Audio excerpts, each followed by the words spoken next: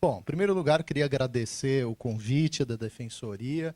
É uma honra estar com os colegas aqui, que são advogados. Eu fiquei muito feliz de reencontrar uma querida amiga, colega de turma, a doutora Carla Zapparoli, que é nossa colega de turma há tantos anos aí.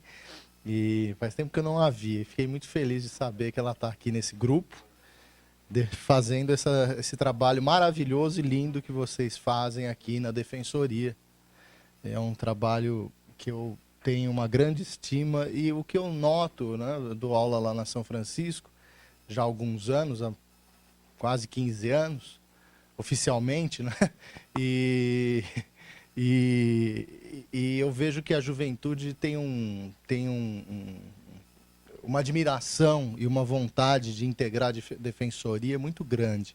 Eu vejo que essa nova geração vê assim como uma carreira com muito idealismo. Então eu quero parabenizar todos pelo trabalho e eu já pude acompanhar em algumas ocasiões o trabalho de vocês e quero parabenizá-los porque é um trabalho difícil, árduo e que vocês merecem toda a consideração. E quando eu estava na comissão do CPC na Câmara, né, quando tinha Ministério Público, eu falava, põe defensoria. Coloca a defensoria, né? E até alguns defensores foram lá e falaram, olha, nós queremos aqui, na verdade, ter um tratamento, o mesmo tratamento. E achei extremamente justa essa reivindicação. E toda vez que tinha a expressão, olha, defensoria, Ministério Público e Defensoria Pública. Exatamente para colocar essa instituição no patamar que ela merece. Me foi passado esse tema, que é a parte geral do Código de Processo Civil. Um dado interessante, o novo Código de Processo Civil tem uma parte geral, né? Segue uma estrutura que não tinha no CPC de 73. O CPC de 73, o atual em vigor, né? Se vocês se lembrarem, o livro 1 começa com o processo de conhecimento. Então, quando se começou a tratar dessa problemática, e na Câmara nós falamos, nós precisamos fazer uma parte geral, nós precisamos seguir essa linha de raciocínio que existe em outros códigos, né? E no Código Civil de 2002, tem uma estrutura de normas gerais, normas importantes. E outro dado importante também, reforçar a constitucionalização do processo civil, chamado direito processual constitucional. E o local adequado para se inserir essas normas é justamente na parte geral. Mas vocês vão encontrar essa constitucionalização no processo civil ao longo de todo o Código de Processo, porque isso foi realmente uma diretiva que nós procuramos colocar, estabelecer no Código e reforçar esses direitos constitucionais consagrados na Constituição Federal de 1988. Então, essas são as primeiras observações que eu faço sobre o tema. O que nós vamos tratar aqui, não é? Primeiro, uma síntese da minha breve exposição, e eu gosto de cumprir o tempo à risca, não é?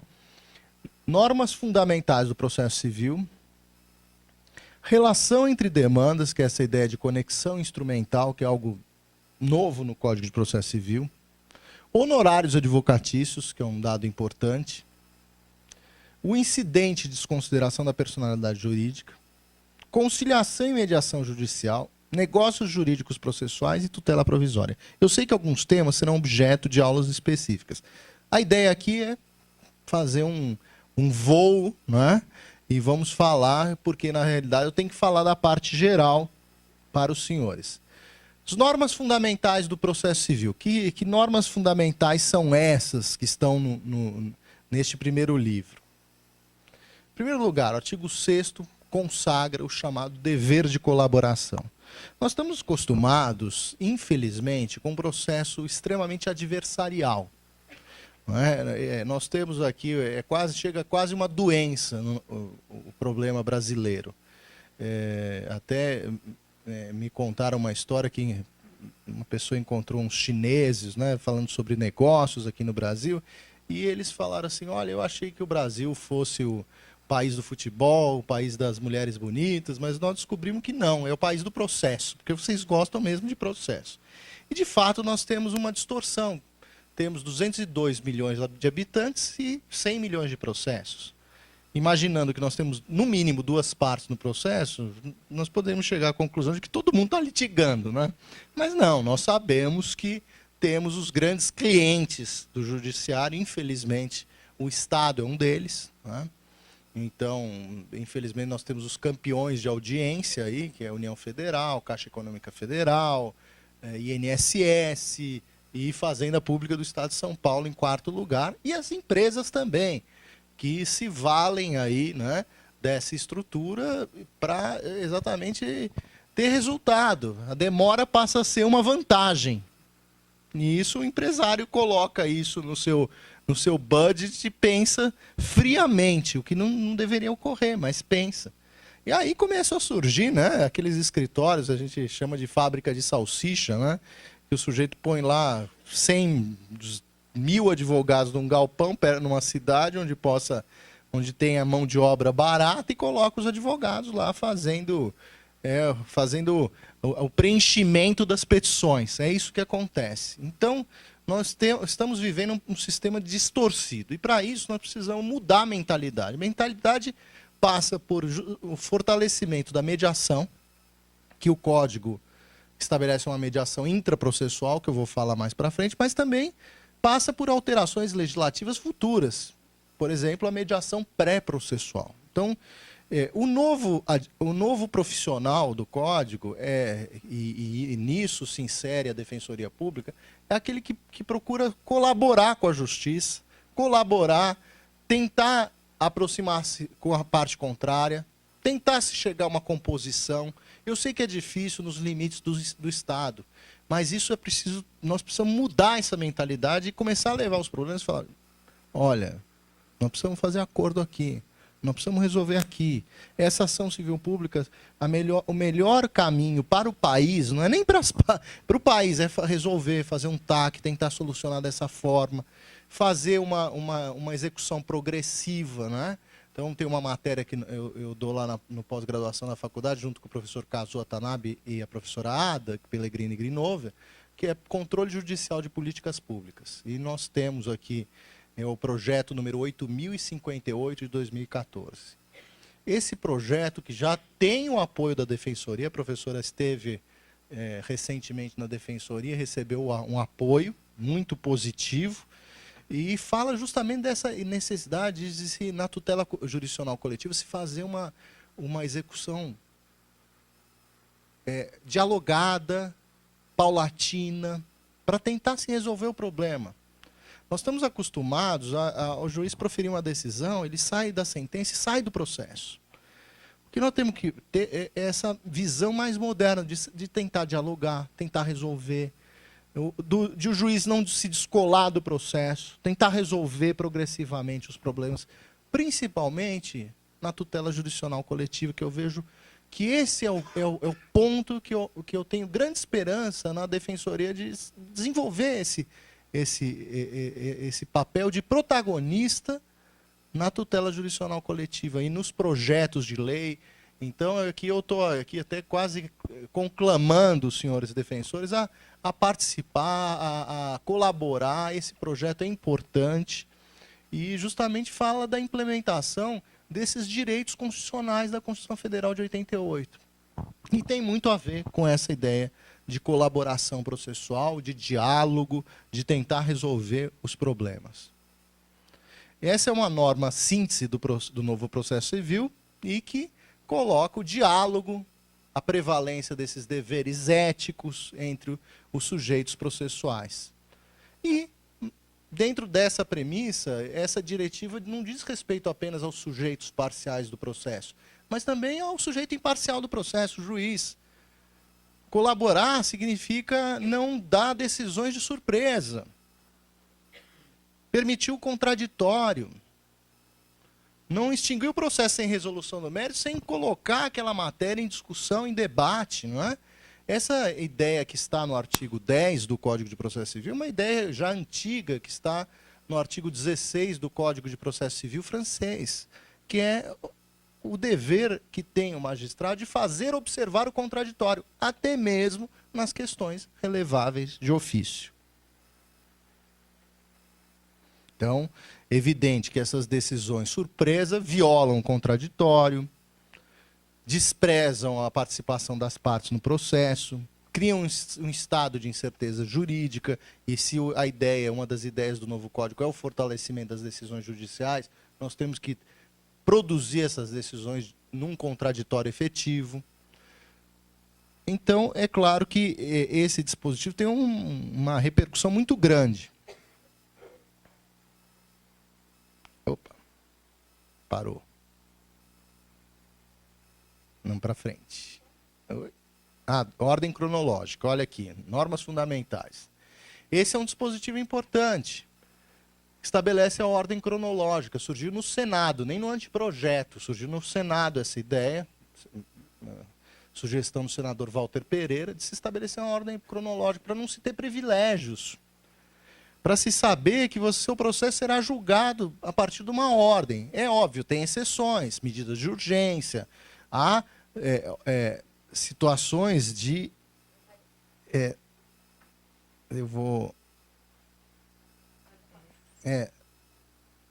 Então, qual a ideia? É promover justamente um dos princípios da própria administração pública, que é a impessoalidade, que é muito ruim, não é?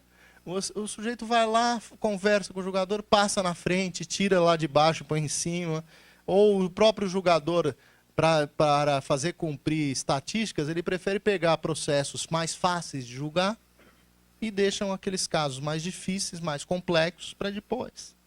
Isso é muito ruim. E, invariavelmente, isso acontece.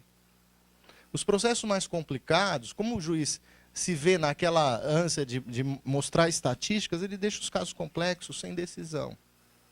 Principalmente naqueles casos, eu volto aqui a insistir, da tutela jurisdicional coletiva. Deveriam ter uma tramitação prioritária, deveriam ter varas especializadas. Em Campo Grande, por exemplo, nós temos. Aqui em São Paulo já era tempo de ter um juízo especializado em tutela coletiva. Aqui tem as exceções, são várias exceções à regra, não é? Não se quis, evidentemente, engessar o julgador, mas se quis colocar aqui uma diretiva de dizer, olha, vamos seguir uma ordem cronológica, não dá para passar na frente outros processos. Isso tudo parte de uma premissa de deveres éticos no processo, não é? Então, essa ideia, essas exceções também têm por finalidade promover a celeridade e a efetividade da jurisdição. A ideia de sentenças proferidas em audiência, julgamentos em bloco, julgamento de recursos repetitivos, julgamento de embargo de declaração, agravos internos, preferências legais, né, idoso, questões relativas a alimentos. Então, tudo isso tem que ter uma tramitação prioritária. Evidente, terão de ser criadas filas específicas, não é? E o julgador tem que criar uma sistemática que realmente dê prevalência a isso. Por exemplo, eu falava com um magistrado há umas 4 semanas atrás, até do federal, e ele dizia, puxa, como é que eu somo as atividades? Eu sou juiz dos juizados especiais e tenho a vara federal também. Como é que eu vou fazer aqui? Tem que se criar duas sessões separadas. Ah, mas eu tenho muito mais coisas nos juizados. Você tem que fazer uma divisão racional do seu trabalho. O que, na verdade, o Código procura estabelecer é dizer o seguinte, magistrado, tente se organizar, faça uma sistematização do seu trabalho. Não é? Nós fazemos isso no dia a dia, a gente dá prioridades, então vamos dar prioridades aqui, sem deixar acumular, sem deixar volumes inconcebíveis, dando prevalência à questão dos juizados especiais, que também demandam uma celeridade, porque é um pressuposto dos juizados especiais. É uma ideia de dar uma certa linha de organização ao magistrado, porque às vezes falta isso. O sujeito é bom tecnicamente, um gênio, produz grandes sentenças ou grandes acórdãos, mas não tem aquela organização. Fica atrasado. Então, tem casos aí que a gente conhece, sabe, de julgadores de segundo grau que estão atrasados E a gente sabe que são bons jogadores, mas eles não têm aquela praticidade. Às vezes falta uma organização, falta alguém para organizar. Então a norma está aqui, está dizendo, olha, para um pouquinho, vamos colocar a casa em ordem, vamos organizar o seu cartório, vamos dar as prioridades. Se você tem aqui 8 horas por dia e tem mais causas nos juizados, cuida dos juizados 5 horas, cuida das outras 3 dos outros processos. Siga uma ordem cronológica. Essa é a ideia. Relação entre demandas, conexão instrumental. Veja que uma das premissas do novo código é evitar decisões conflitantes ou contraditórias. Se vocês pegarem a ideia do incidente de resolução de demandas repetitivas, do recurso especial extraordinário repetitivo, são diretivas que estão dizendo o seguinte, olha, as questões de direito são as mesmas, vamos julgar e dar um tratamento uníssono a isso, para evitar decisões contraditórias, conflitantes. Então, na verdade, esse parágrafo 3º do artigo 55 diz mais do que ele realmente está escrito.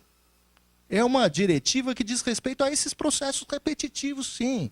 Essa ideia de evitar decisões conflitantes, evitar decisões contraditórias, dar um tratamento uníssono. É muito ruim vocês terem aqui um mesmo assunto sendo tratado na defensoria e um juiz decide de um jeito, o outro juiz decide de outro, e fica aquela jurisprudência lotérica. Ninguém se sente confortável com uma situação dessas.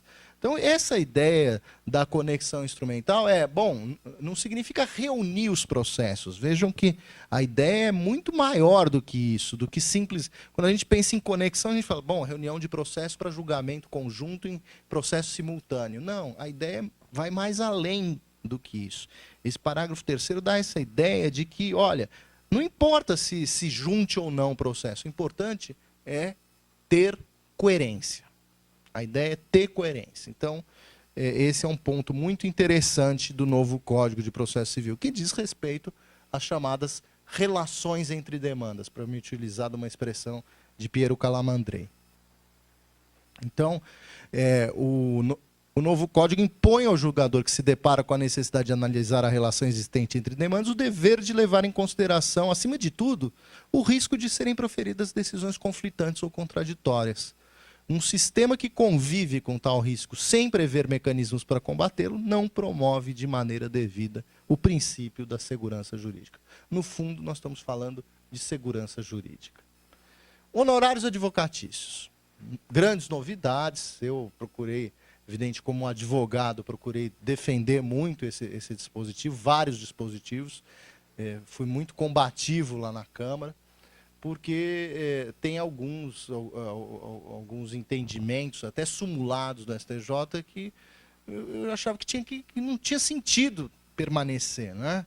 Questão da sucumbência proporcional. Né?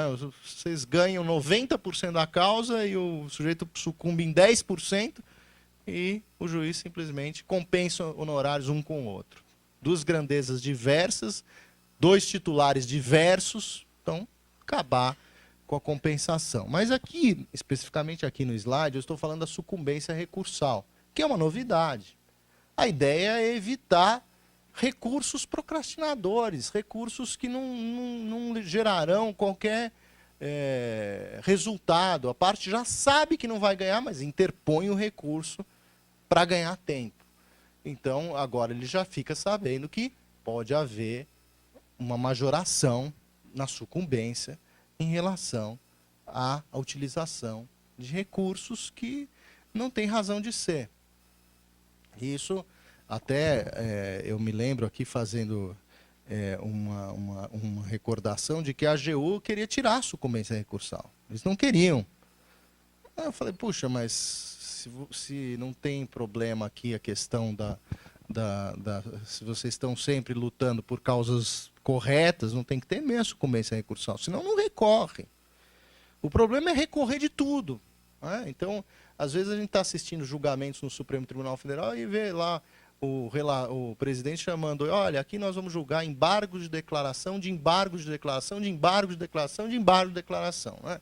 Não tem sentido a utilização de recursos de maneira abusiva. Então, o novo código vem para colocar essa possibilidade de majorar até o percentual de 20%. Aí vocês vão perguntar, bom, mas e se o juiz já tiver fixado em 20%? Vamos e convenhamos, essa hipótese é bem difícil de acontecer hoje em dia, não é?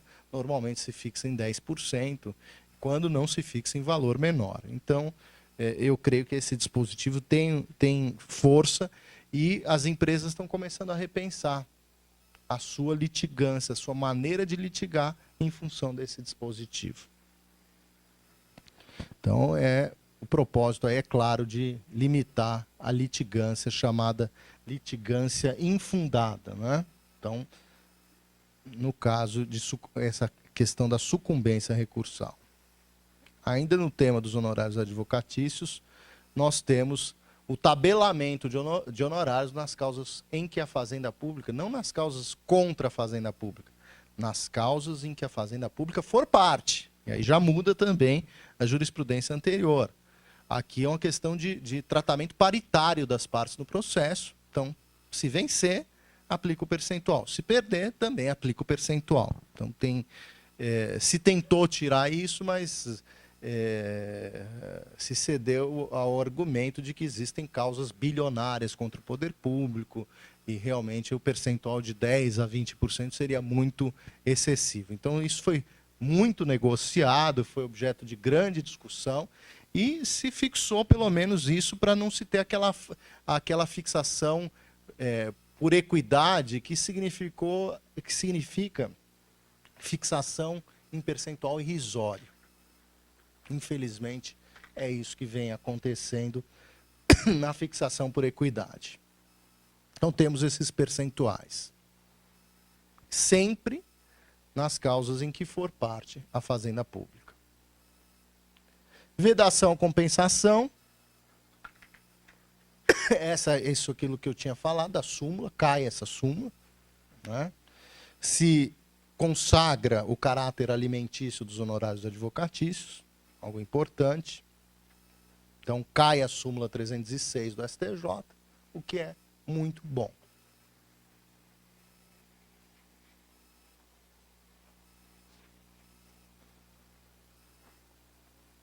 Depois, os senhores, podemos disponibilizar aos colegas essa apresentação. E vamos lá. Opa, decisão omissa. Essa é uma outra excrescência de súmula, né? Então, tem uma súmula dizendo que não cabe rescisória quando a decisão for omissa a respeito de honorários. Súmula do STJ. Vejam que absurdo. A decisão, o tribunal não fala nada sobre honorários. Aí você não pode entrar com rescisório, não pode entrar com ação autônoma. Então vem o dispositivo aqui, o parágrafo 18, dizendo o seguinte: se a decisão for omissa em relação a honorários, é possível ação autônoma. É quase, eu me lembro das jornadas brasileiras de direito processual lá em Campos do Jordão, ano passado, né, quando tivemos alguns ministros do STJ, e eu me lembro do ministro Cuquina, que é egresso do Ministério Público do Paraná, dizendo, olha, o novo código nos surpreendeu porque foi quase um puxão de orelha, porque o código, em grande medida, acaba revogando súmulas do STJ. E esses são dois exemplos bem claros do que eu estou falando. Fim da súmula 306 para compensação, fim da súmula 453, que veda a propositura de demandas. Vamos lá. Outra novidade também, falando da parte geral. Esse também é um ponto alto do Código. Incidente de desconsideração da personalidade jurídica.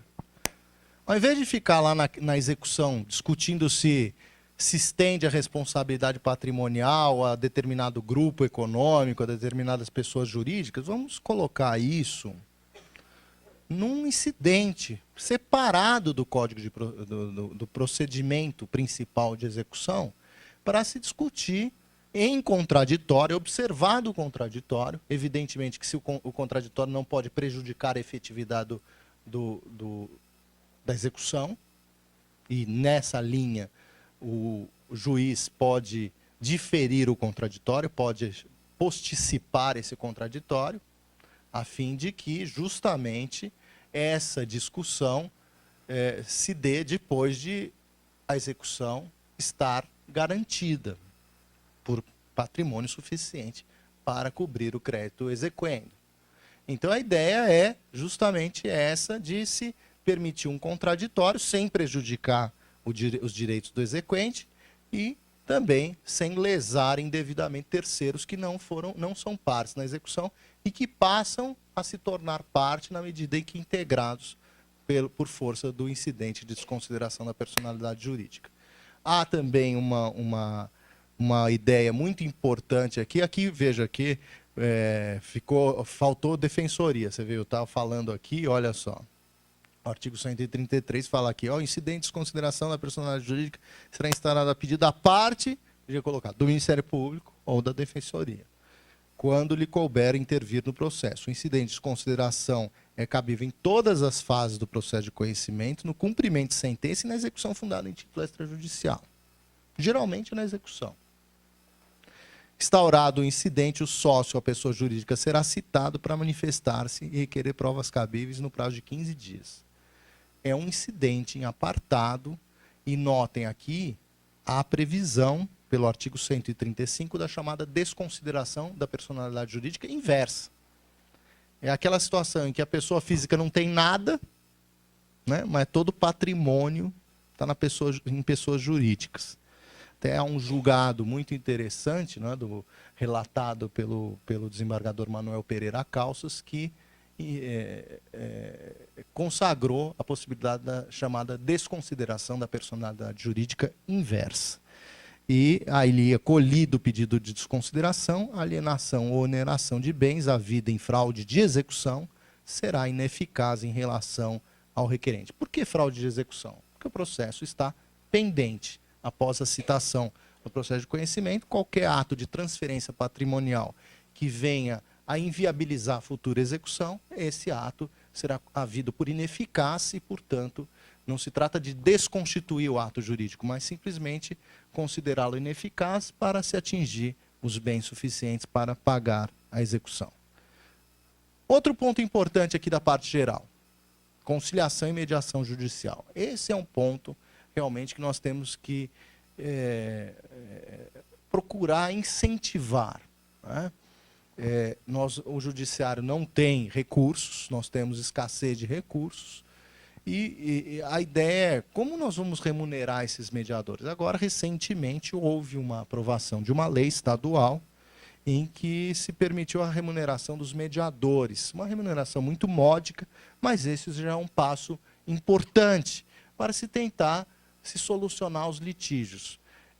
Nós temos aí um forte incentivo às medidas conciliatórias, até pré-processuais, aqui no Estado de São Paulo. Nos litígios de família, os acordos têm sido em número expressivo. Chegou ao meu conhecimento de que nós temos cerca de 96% de acordos em causas de família. É evidente que nós temos que verificar se não há uma coerciliação, isso é importante observar. Por isso que o mediador precisa ser uma pessoa capacitada, que entre no litígio, que procure ouvir, que tenha um cuidado até psicológico de conduzir a controvérsia de uma maneira adequada e não adversarial. É outro sistema, é outra advocacia, é outra defesa que não aquela que nós estamos acostumados. É outro processo civil. Então, essa ideia de fortalecimento vem encontrando amparo nas diversas instituições. Aqui eu quero fazer um elogio expresso à Associação dos Advogados de São Paulo. Temos aqui um diretor, amigo, querido, Ricardo Aprilhano, que está enfronhado nesse propósito, até com a ideia de criar um centro aí para se receber os mediadores, se incentivar a mediação. E esse é um dever de todos, não é só um dever do Estado, é um dever da própria sociedade de procurar resolver essa massa infinita de processos. E aí há necessidade também, e acho que é importante frisar isso, de um comprometimento do próprio poder público de tentar se estabelecer políticas públicas de solução dos conflitos. E conflitos da mais variada natureza, desde os de problemas habitacionais, desde que nós estamos acostumados a ver, principalmente aqui no centro de São Paulo. Quer dizer, nós começamos a tentar resolver as grandes questões, os grandes problemas do nosso país. A ideia no Código de Processo Civil foi estabelecer uma mediação intraprocessual. Qual a novidade? O réu não será citado mais para apresentar resposta. Ele será citado para comparecer a uma audiência de mediação. Pode não haver audiência de mediação? Pode, mas se as duas partes não quiserem. Se o réu não quiser, não é aquela situação, eu não quero, então não vai haver mediação. Mas para isso, o judiciário precisa receber essa ideia, comprar essa ideia de que a mediação é algo importante para se tentar solucionar esse número absurdo de processos existentes. Então, aqui tem uma sistemática, petição inicial, o autor deve demonstrar o interesse na petição inicial, e aí teremos a citação do réu no prazo de 20 dias, em 10 dias o réu deve demonstrar o desinteresse ou o interesse, e se faz a audiência. Se não demonstrar o desinteresse, é porque haverá audiência. Então, nós temos essa audiência a ser designada. A questão é saber, bom, será que nós teremos organização, pauta para isso? Existem várias críticas sobre a mediação. Eu, quando fui lá estudar, sempre falo isso com o professor Giuseppe Tarsi em Milão, fiquei lá um ano, o Ricardo estava lá com o Proto Pisani em Firenze, né? O professor Tarsi achava um horror essa mediação intraprocessual, porque ele achava que quando a parte chegava no processo, ela já não queria mais resolver. E se demorava muito tempo para se designar essa audiência. E isso só provocava um atraso excessivo, uma demora injustificável no processo. Lembro também que na Justiça do Trabalho, essa mediação intraprocessual também não deu certo. Mas nós temos que tentar medir esforços, fazer realmente um esforço para dar certo a norma. A experiência mostra que, quando se altera uma lei, é preciso que as partes aceitem essa alteração. E a sociedade aceite a alteração. Eu vou dar um exemplo claro de norma que não deu certo. Audiência preliminar do 331. Não deu certo aqui no Brasil. Mas por que não deu certo? Porque os juízes estão assoberbados, não tem estrutura, ninguém gosta de fazer audiência. Nós não estamos habituados a fazer audiência, a estrutura é ruim, o trânsito da cidade é ruim. Então, o fato é o seguinte, no país, a audiência preliminar não deu certo. A ideia é maravilhosa, vem lá do Código Austríaco de Franz Klein, depois influenciou o direito alemão, o direito italiano, entrou no Código modelo para a Iberoamérica, no Uruguai deu certo, chegou aqui no Brasil, não deu certo. As pessoas não aceitaram. Para isso, precisa ter uma mudança de mentalidade. Agora, eu vou dar outro exemplo de uma alteração, também havida em 94, que deu certo. Tutela antecipada. A tutela antecipada deu tão certo aqui que hoje é raro ter uma petição inicial que não tem um pedido de tutela antecipada. Então, quando a gente faz uma lei, a gente está pensando o seguinte, olha, tem um caráter pedagógico, tem um caráter propositivo, mas as pessoas também precisam comprar a ideia. Eu temo que isso aqui acabe não gerando nada. Temo.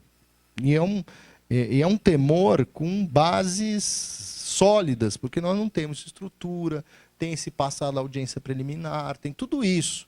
Mas precisamos tentar, precisamos acreditar.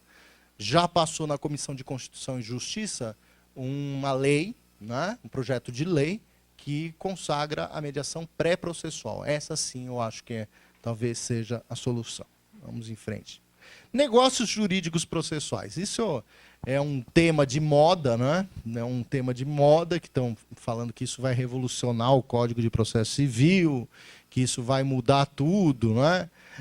É um tema que diz respeito aos acordos entre as partes. Então, vocês vão ver vários dispositivos no Código de Processo Civil. Acordo de procedimento, que isso funciona em grandes causas, em arbitragem, né?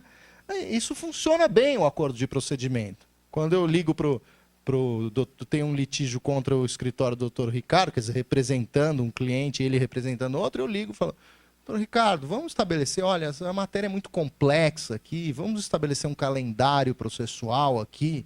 Ah, pois não. Ou, acordo de saneamento, isso está previsto também no código. Olha, vamos fazer as provas aqui, você quer produzir prova pericial? Ah, eu quero, eu também. O que você acha de submetermos uma petição conjunta ao juiz, já dizendo que queremos a prova pericial, eu vou custear a prova pericial, os nossos quesitos são esses.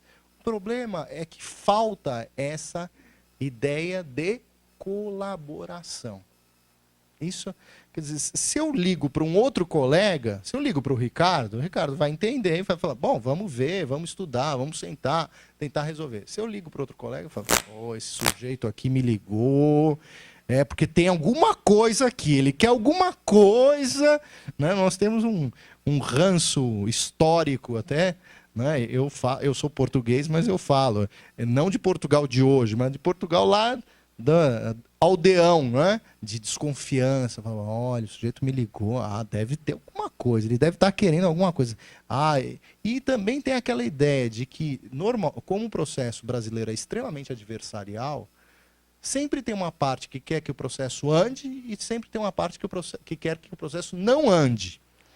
Então, essa questão da colaboração, eu acho que só vai funcionar mesmo na medida em que a gente passe a colocar um juiz mais protagonista. O juiz fala, olha, vocês têm que abrir aqui, vocês têm que colaborar, façam um acordo aí entre as provas que... Então, é aquele juiz que a gente está acostumado a ver em filmes norte-americanos, não é?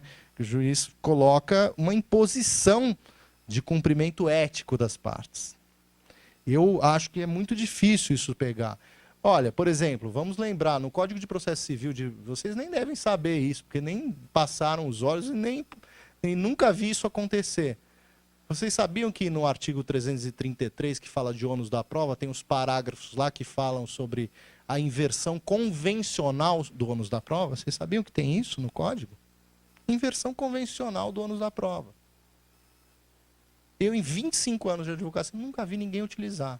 E nunca vi ninguém dar um exemplo de convenção. Agora, tem essa ideia dos negócios jurídicos processuais.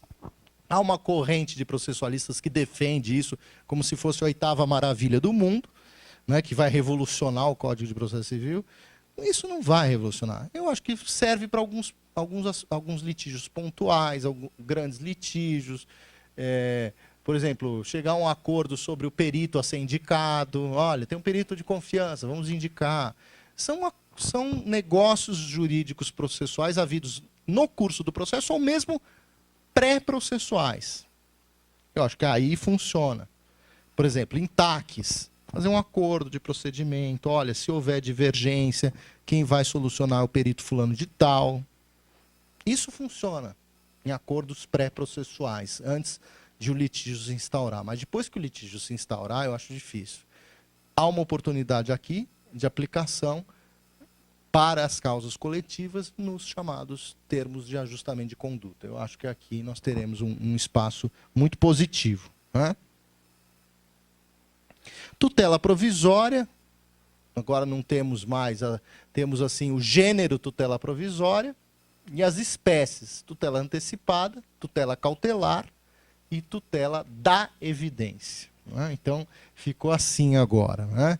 Então, a tutela, vamos voltar lá ao esqueminha, olha lá, tutela provisória, então tem a tutela de urgência antecedente e incidental, tem também a tutela cautelar, né? Fora ali, e que também, só que tem um aspecto instrumental, que é a antiga tutela cautelar, e a tutela da evidência, que é aquela fundada em prova pré-constituída ou com base em precedentes, não é? Aí vocês têm essas hipóteses, eu não vou tratar aqui de maneira pormenorizada, porque também não tem sentido aqui, vocês terão aula específica sobre o tema. Vamos avançar. Tem mais? Vamos lá. Tutela antecedente, né? Tutela provisória antecedente antecipada. E é engraçado que aqui a previsão da estabilização, a possibilidade de estabilização. Se o juiz, por exemplo, conceder a liminar, o réu não contestar, aquela tutela antecipada provisória se estabiliza, pode ser atacada no prazo de 2 anos. Então, normalmente a gente está acostumado a ouvir essa ideia. O juiz defere uma liminar, depois tem que confirmar na sentença, não é isso? A ideia aqui é reversa. O juiz concede em caráter antecedente uma tutela de caráter antecipatório, antecedente. não há impugnação, aquela decisão se estabiliza, pode ser objeto de impugnação por via de ação autônoma no prazo de 2 anos. E vamos seguindo, vamos lá. Estabilização que eu falei, olha aqui a estabilização, o direito de reformar, reverter, invalidar no prazo de 2 anos, parágrafo 5º do artigo 304. Tem no sistema português do novo Código de Processo Civil, no novo Código de 2013, há esse contraditório invertido que eles falam, que é a ideia justamente de se abrir a possibilidade de impugnação. A ideia foi mais ou menos essa, tentar estabilizar a tutela antecipada concedida em caráter antecedente. Aí vocês vão perguntar, puxa, e por que não fizeram isso nos outros casos? No processo, quando a tutela antecipada for requerida no processo principal. Realmente uma falha aí, não há disposição específica, mas eu acho que numa interpretação lógico-sistemática tem que se admitir essa estabilização da tutela nas outras modalidades, na tutela da evidência, na tutela antecipada, na tutela provisória requerida, não em caráter antecedente, mas também em caráter principal. Então, aqui, tutela provisória antecedente cautelar, que tem os artigos, isso aqui é só para dar uma sistematizada para vocês, eu não vou avançar muito. Vamos lá. Tutela da evidência, que os casos ali, não é? Notem, o que é tutela da evidência? É aquela que demonstrada no primeiro exame, com base em prova documental, aquela ideia do mandado de segurança, essa expressão de tutela da evidência é uma expressão antiga, utilizada por um professor do Rio Grande do Sul, Ovídio Batista. Depois, até o ministro Fux chegou a lançar um livro com esse nome, Tutela da Evidência, e isso foi inserido com base nessa ideia de se tentar estabelecer a possibilidade de o juiz conceder tutelas, não com fundamento na urgência, mas com base no abuso do exercício do direito de defesa, que isso já está expresso no atual 273, inciso 2, quando as alegações das partes forem passíveis de comprovação por meio de prova documental, se tratar de pedido relacionado com direito real, rei persecutório fundado em prova documental. Aqui, rei persecutório é muito mais amplo do que mero direito real. Direito possessório, aqueles direitos reais de acordo com o atual Código de Processo Civil, ou seja, tudo que diga respeito a essa ideia de posse e propriedade dentro daqueles direitos. Então, essa é a ideia da tutela da evidência. Vamos em frente, acabou. Essa ideia, então, do código, da parte geral, é dar uma visão geral de uma estrutura que se aplica a todo e qualquer procedimento. E aquela ideia, puxa, nós tínhamos aquela dúvida, puxa, será que a tutela antecipada se aplica nos procedimentos especiais? Agora, tem norma específica na parte geral, se aplica em qualquer hipótese. A ideia foi dar uma tônica geral do Código de Processo Civil. Enfim, essas são as minhas observações aqui. Quero agradecer a atenção de todos, a presença de todos, e agradecer os coordenadores, o Dr. Glauber aqui e também o Dr. Felipe, que falará em seguida. Muito obrigado.